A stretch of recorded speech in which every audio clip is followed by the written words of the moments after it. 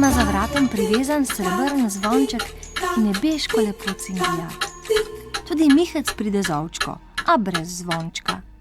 Minka pa ima s seboj razigranega in glasnega kozlička. Kliče ga Meketajček. Pripovedujejo si zgodbe, pesmi